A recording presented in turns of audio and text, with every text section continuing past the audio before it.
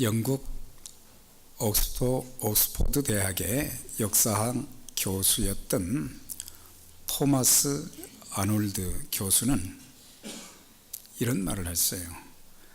나는 오랫동안 과거의 역사를 연구하고 그 사실을 조사하고 이에 대하여 기록된 문헌과 유물을 고증하여 그 사실 여부를 조사하여 왔다. 그런데 하나님께서 우리에게 주신 표징, 곧 그리스도께서 죽으셨다가 다시 살아나셨다는 사실보다 더 분명하고 완전히 이해할 수 있는 사실을 인류 역사를 통해서 찾아볼 수 없었다. 기독교는 부활의 종교다. 만일 기독교가 그리스도의 부활을 허위로 선전했다면 기독교가 2000년 후인 오늘까지 존재할 수도 없었고 전 세계에 이렇게 복음이 놀랍게 전파될 수 없었을 것이다. 그런 고백을 한 것을 알 수 있는데,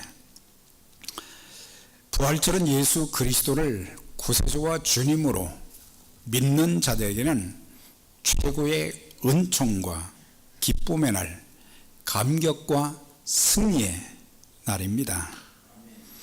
주님의 부활은 기독교 신앙의 핵심 주제인 것입니다. 만일 그리스도께서 부활하지 않으셨다면, 다시 사시지 못했다고 하면 기독교는 이 땅에 존재할 수도 없었을 것이고 우리의 믿음도 헛된 것이 될 것이고 우리가 여전히 죄 가운데서 있게 될 것이며 결국 우리의 영혼도 영원한 멸망에 처하게 되었을 것입니다. 또한 우리가 남에게 전도하는 것도 헛것이요 세상에서 우리는 거짓말쟁이들이 될 것이며 그동안 예수를 믿고 죽은 모든 성도들도 다 멸망을 받았을 것입니다. 그래서 우리는 세상에서 가장 불쌍한 사람들이 될 것입니다. 그러나 주님은 죽음의 권세를 깨뜨리시고 다시 사셨습니다. 우리가 예수를 믿음으로 인해서 죄 사함을 받았으며 천국에서 영생 복락을 누릴 수 있는 그런 복을 누리게 된 것입니다. 더 이상 우리는 불쌍한 사람들이 아닌 세상에서 가장 복된 자들인 줄 믿습니다.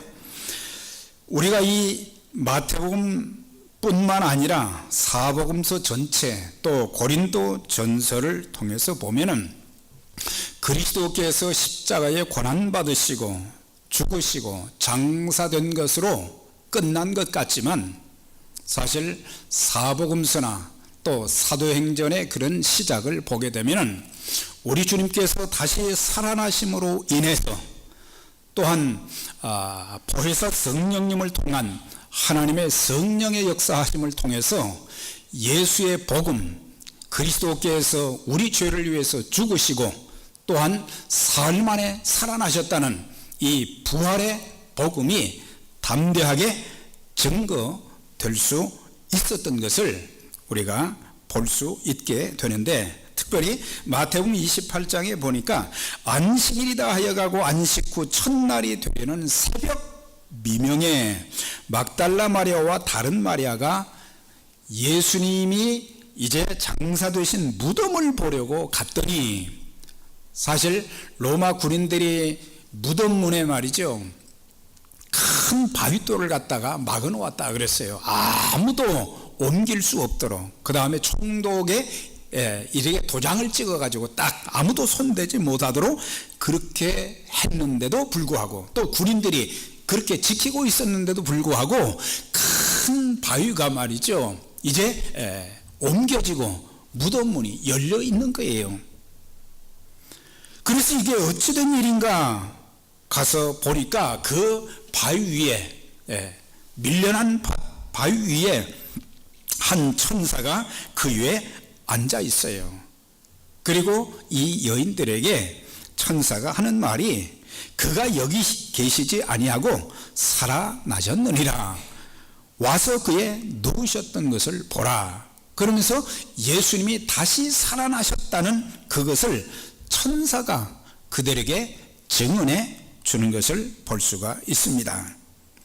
사실 주님께서 이 땅에서 공생의 사역을 감당하시면서 특별히 선택된 제자들에게 자신이 예루살렘에 올라가서 고난받으시고 죽으실 뿐만 아니라 사흘 만에 다시 살아나신다고 하는 것을 4번에 걸쳐서 계속해서 확인하시면서 말씀을 이제 그들에게 해 주셨습니다. 그리고 부활하신 후에 40일 동안 이 땅에 계시면서 11번씩 또한 예수님이 바로 죽은 자 가운데서 다시 살아나신 것을 이렇게 보여주셨던 것을 알 수가 있어요. 베드로에게, 막달라 마리아와 다른 마리아에게도 보여주셨고, 또 예수님이 죽으신 것 때문에 낙심해서 엠마오로 돌아가는 그 제자, 2 제자에게도 보여주셨습니다. 또한 예수님의 동생 야고보에게도 보여주셨고, 그리고 500의 형제들에게 일시에 모든 사람들이 한꺼번에 예수님이 부활하신 그 모습을 이제 보게 되었습니다. 그래서 기독교는 빈 무덤을 자랑하는 종교다. 사실 종교란 말이 어울리지 않지요.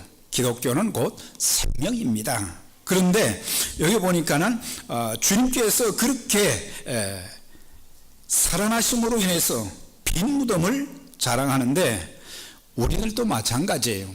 더 이상 죽은 예수, 무덤에 계신 예수 찾으려고 하지 말고 다시 사신 예수님, 오늘 찬양대의 찬양처럼 예수님 다시 사셨다. 사셨네. 예수 다시 사셨네. 이런 참 다시 사신 예수님을 우리가 찬송하면서 전하는 그런 삶이 되어져야 되고, 또한 막달라 마리아도 죽은 예수 찾으러 무덤에 갔다가 거기서 막 울었어요. 너무 슬퍼서. 그런데 거기에서 이제 부활하신 예수님을 만나게 된 것입니다. 또한 주님의 11 제자들도 예수님을 만났습니다. 주님의 교회를 잔혹하게 핍박하며 스데반 집사를 죽이는 일에 가담했던 사울이 변해서 바울이 되었고, 그를 통해서 소아시아와 유럽에 이르기까지 복음을 전하는 위대한 전도자로서 많은 영혼을 구원하고 또한 많은 교회를 세워서 하나님 나라에 헌신하게 만든 것을 볼 수 있어요. 바울을 누가 그렇게 만들 수 있었겠어요?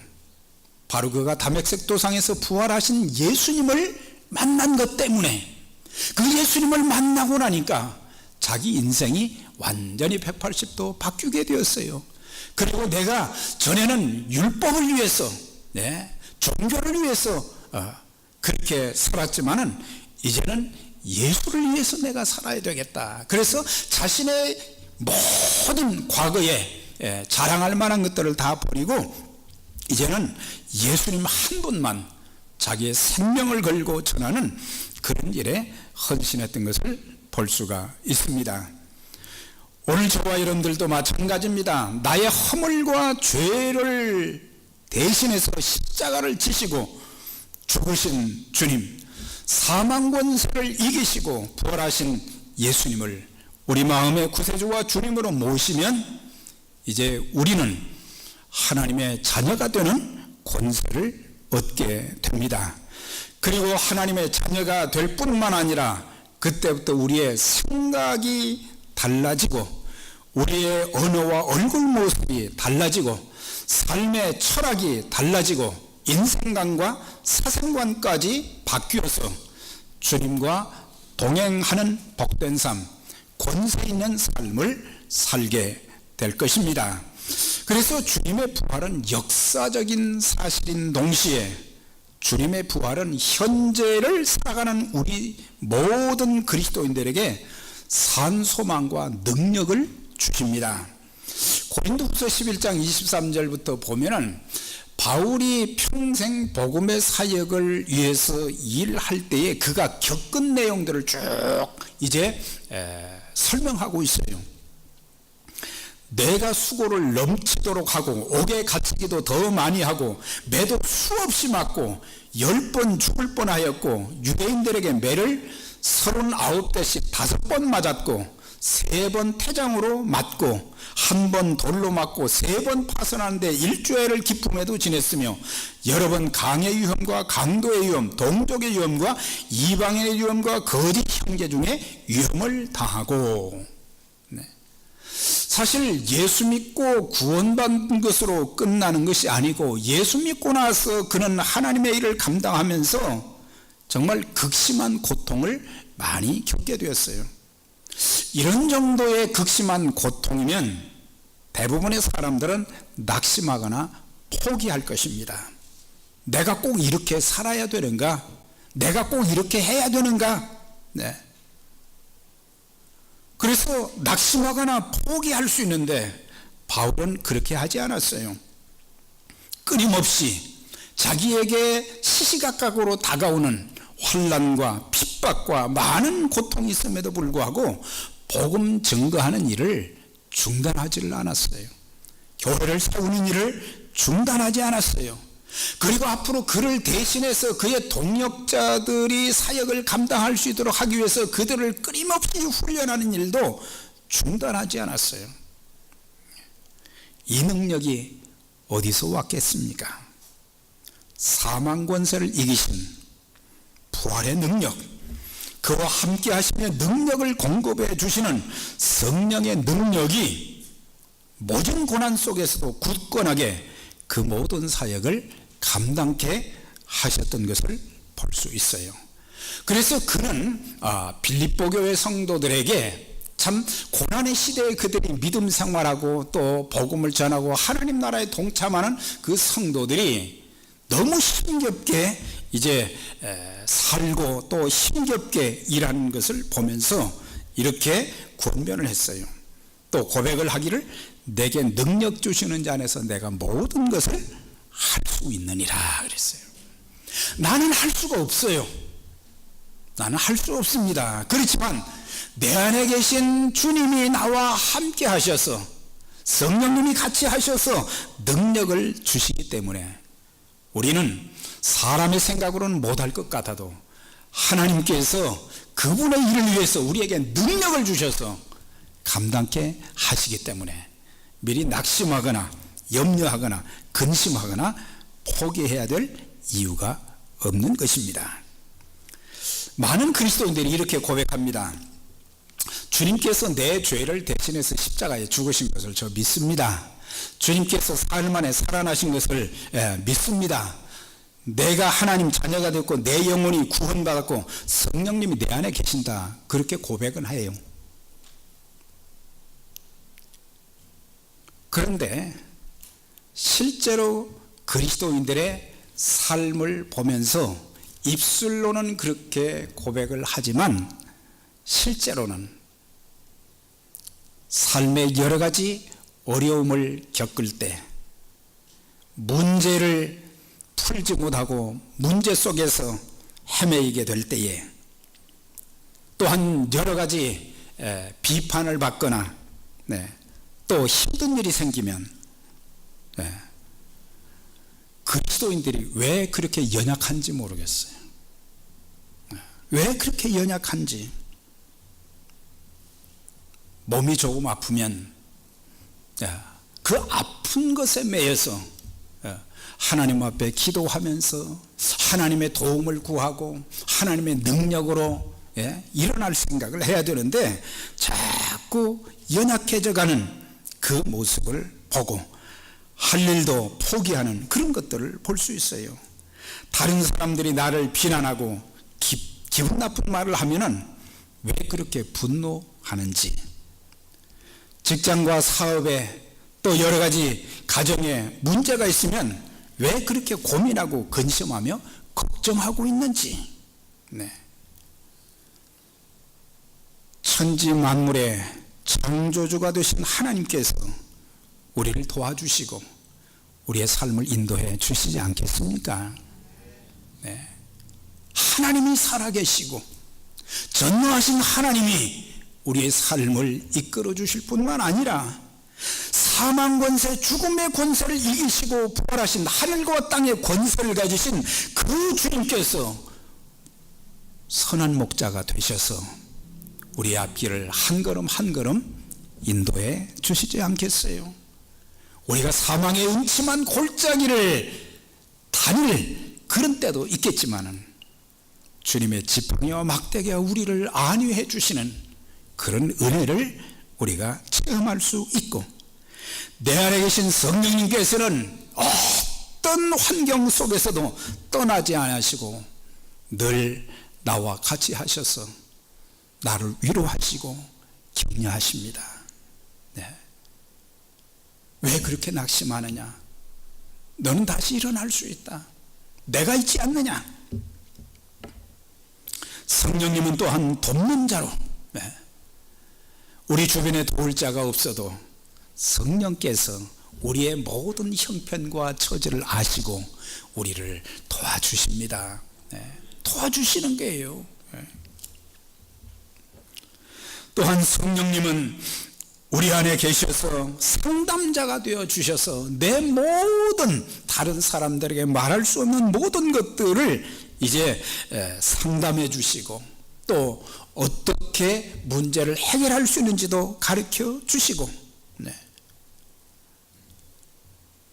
또한 주님은 내가 7번 넘어져도 8번째 다시 오뚜기처럼 일어나게 만들어 주시는 이런 하나님이 계신데, 주님이 내 안에 계신다고 하면서 주님을 믿는다고 하면서 왜 우리의 믿음이 그렇게 나약한지,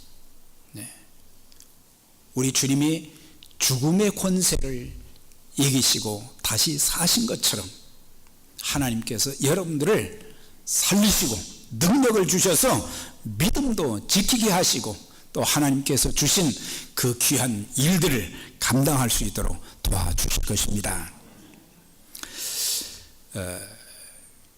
이 종교개혁자 마틴 루터에 대한 야화가 있어요.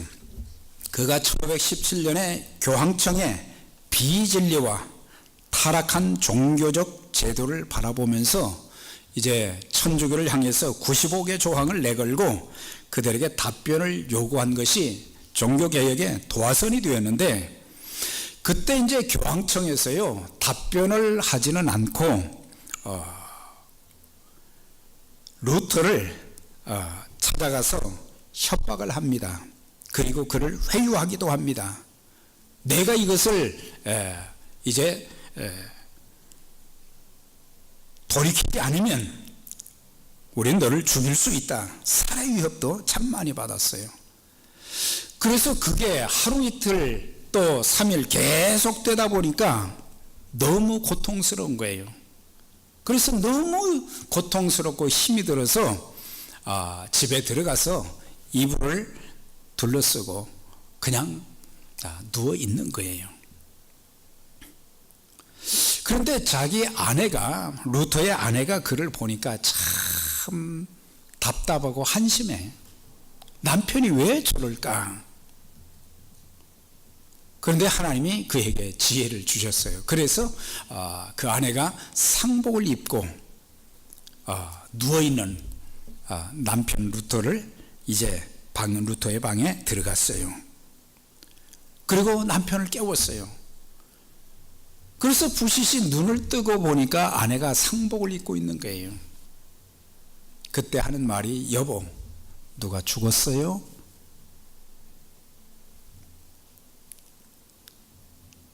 하나님이 죽었어요. 아니, 하나님이 죽다니. 당신의 그 모습을 보니까 하나님이 죽은 거야. 정신이 바짝 들었어요. 천지만물의 창조주가 되시고 인간의 생사화복을 주관하시는 그 전능하신 하나님이 죽으신 것이 아니라는 것을 알게 된 거예요. 하나님이 살아계신데, 하나님이 내 편인데 왜 이렇게 믿음 없는 그런 모습을 보여주는가? 정신이 바짝 들어서 그때부터 전능하신 하나님 앞에 엎드려서 기도를 시작한 거예요. 하나님, 살아계신 하나님이신 것을 제가 믿습니다. 제가 지금 이 처한 하나님의 말씀을 수호하고 예수의 생명의 진리를 수호하는 그 일을 위해서 나서기는 했는데 너무 어렵다 보니까 제가 이렇게 누워 있었는데, 하나님, 저를 붙잡아 주세요. 저를 도와주세요. 그런 가운데 종교개혁이 그가 생각했던 것보다 놀랍게 성공적으로 이렇게 진행되었던 것을 그가 경험을 하게 된 것입니다. 사랑하는 여러분, 우리 하나님 살아계십니다. 우리 주님 죽은 자 가운데서 다시 살아나셨고 우리의 형편과 처지를 아시고 도와주시고 인도하시고 필요한 것을 공급해 주시는데 우리 나약할 필요가 하나도 없어요. 자기 아들을 아끼지 아니하시고 우리 모든 사람을 위해서 내어주시니까 어찌 그 아들과 함께 우리에게 모든 좋은 것을 주시지 않겠느냐 그랬어요. 독생성자까지 아낌없이 우리에게 주셨는데 우리의 삶의 여러 가지 크고 작은 일들 우리가 염려할 이유가 없어요. 낙심할 이유가 없어요. 우리는 하나님의 권능과 능력을 힘입어서 사는 존재들, 하나님의 능력과 권능을 힘입어서 하나님의 일을 감당하는 사람들이에요. 내가 볼 때는 그거 못할 것 같지요? 하나님이 하게 하십니다. 하나님이 하게 하시는 거예요. 오늘 51절에서 이렇게 보면은 주님의 부활은 나의 부활이 된다는 것을 여기서 또 가르쳐 주고 있어요. 그러나 이제 그리스도께서 죽은 자 가운데서 다시 살아나사 잠자는 자들의 첫 열매가 되셨도다. 사람이 한 사람으로 말미암아 사망이 한 사람으로 말미암았으니 죽은 자의 부활은 한 사람으로 말미암는도다 그랬어요. 그러니까 예수님이 부활하신 것은 잠자는 자들, 죽은 자들의 첫 열매라 그랬어요. 그러니까 예수님께서 부활하셨으니까 그를 믿는 모든 사람들도 장차 부활하게 된다. 그걸 말씀해 주는 거예요. 아담 한 사람으로 말미암아 죄가 이 세상에 왔는데, 그러나 제2의 아담이신 그리스도께서 그분 한 분을 통해서 이제는 어떤 일이 있었어요? 모든 사람들이 살게 된다는 것을, 모든 사람들이 다시 살 수 있는 부활을 경험할 수 있다는 것을, 부활해서 주님과 영원히 살 수 있다는 것을 이제 말씀해 주고 있는 거예요. 바울이 고린도 교회 성도들에게 이렇게 또 말합니다. 보라, 내가 너희에게 비밀을 말하노니 우리가 다 잠잘 것이 아니요. 잠잔다는 말은 이건 죽는다는 말이에요. 우리가 죽음으로 끝이 나는 인생이 아니다. 그걸 말씀하죠. 마지막 나팔의 순식간에 호련히 변화되리니 나팔 소리가 나며 죽은 자들이 썩지 아니할 것으로 다시 살고 우리도 변화하게 될 것이다 그랬어요.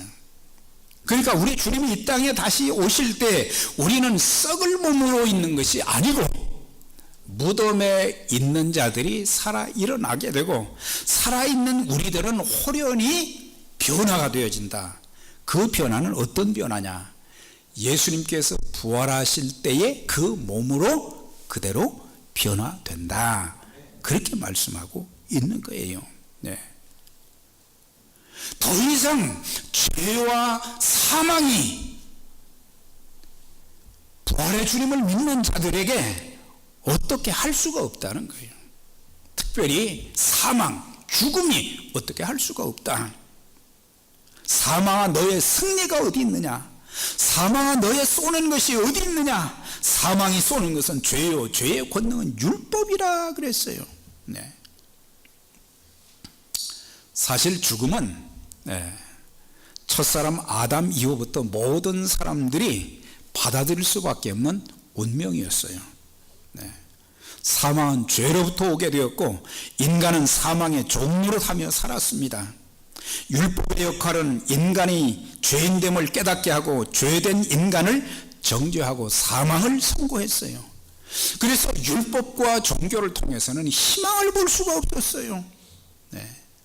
그런데 주님께서 죽음의 원세를 이기시고 다시 사심으로 인해서 더 이상 사망에 매여서 종으로 달 필요가 없어진 것입니다.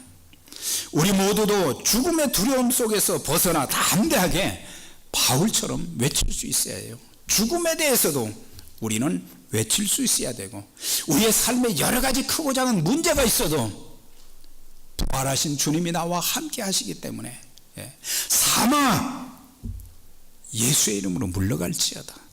모든 근심, 걱정, 두려움, 여러 가지 얽히고 설킨 모든 것들, 큰 산과 같은 문제들아 나사렛 예수의 이름 명령하노니 다 떠나고 무너질지어다.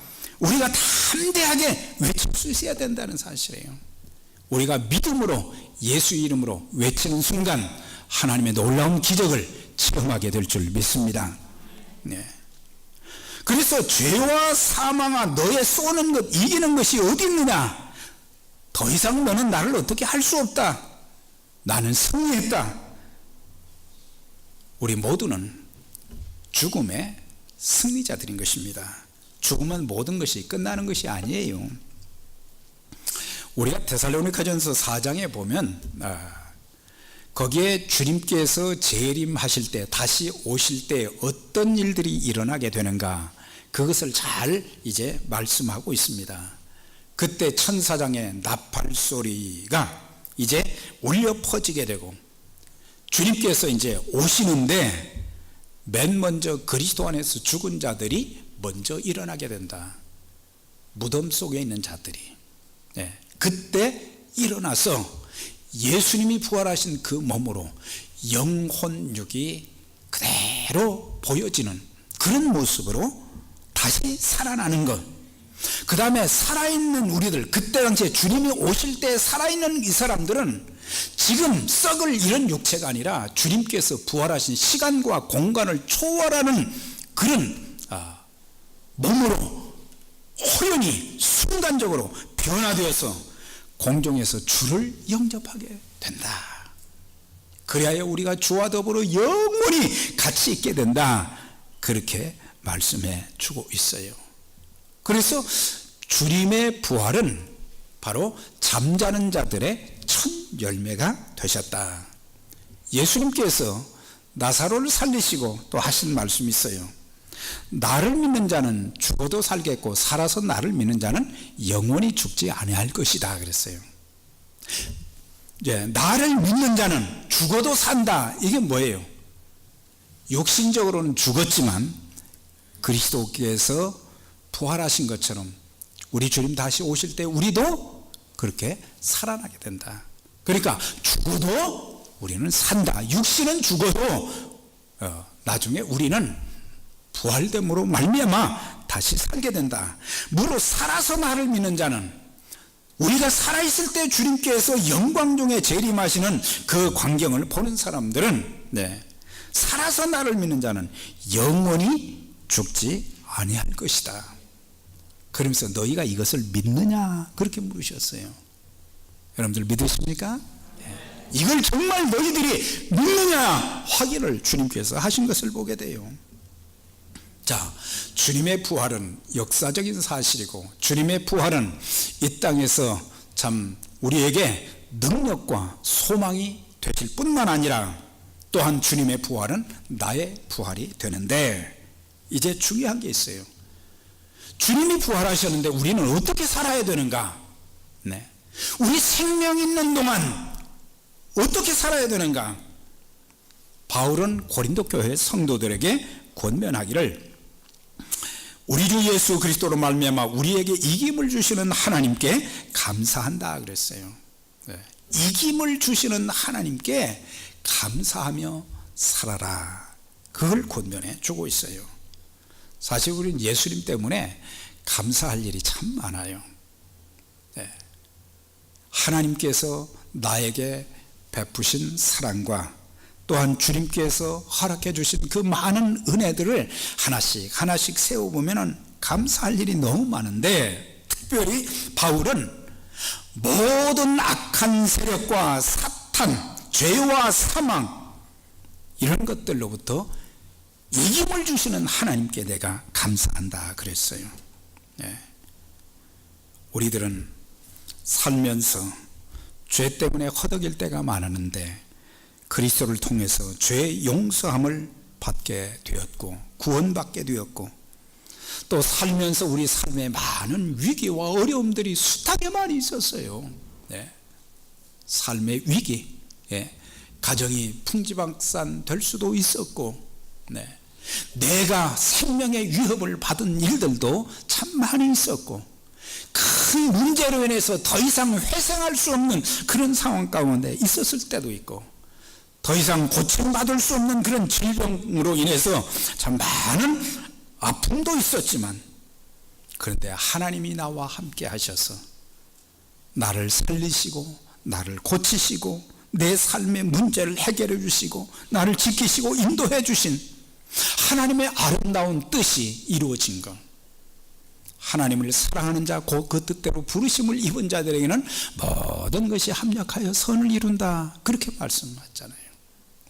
합력해서 선을 이루시는 거예요.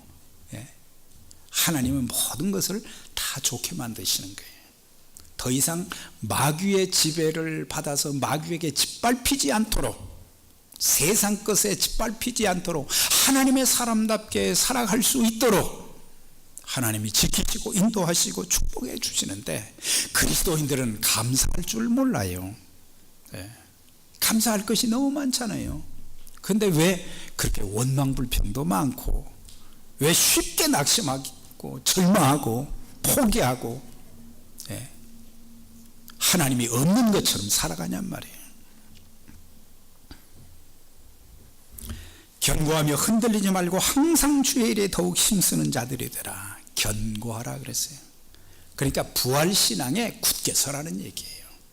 부활신앙이 흔들리면 다 흔들리는 거예요. 여러분들, 그리스도의 십자가에 나를 위해서 돌아가신 그 고난의 죽음, 그리스도의 죽으심과 나에게 영원한 생명을 주시기 위해서 다시 사신 그 주님의 부활의 그 내용, 이게 복음이잖아요. 내가 너희에게 전한 복음을 너희로 알게 하노니, 복음이 뭐냐? 기쁜 소식이에요. 기쁜 소식이 뭐예요? 사람의 기준에서 기쁜 소식이 아니고 이 세상에서 가장 가치 있고 복된 가장 큰 기쁨의 소식이, 그리스도께서 내 죄를 위해서 죽으시고 또한 우리에게 영생을 주시기 위해서 사흘 만에 다시 살아나신 것인데, 이 신앙에서 뿌리를 좀 깊게 내려라. 뿌리를. 성도들 이렇게 보면요, 이 굴곡이 너무 심한 사람들이 많아요. 어떤 때는 자기 생명까지 내 생명 주님께 드리리 그렇게 해놓고, 또 조금만 어려우면 그냥 고개 푹 숙이고 말이죠. 하나님 안 계신 것처럼 말이죠, 살고. 여러분들, 우리 모두 평생 신앙생활하면서 어떤 어려움이 있고 그래도 주님이 이기게 해 주시고 주님이 극복할 수 있도록 도와주시고 합력해서 선을 이루어 주실 것이기 때문에 여러분들 좀 제발 흔들리지 맙시다.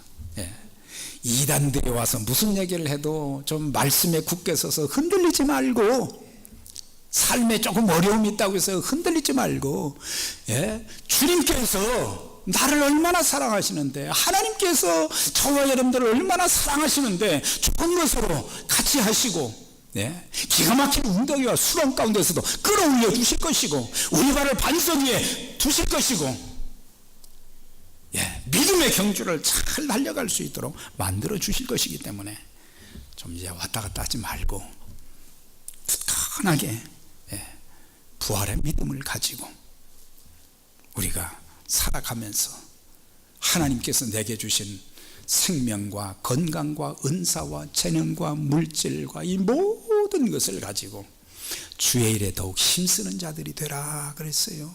네. 가장 큰 축복, 우리를 살려두시는 중요한 이유가 어디가 있겠어요? 주의 일 하라고 살려두시는 거예요. 주의 일 하라고.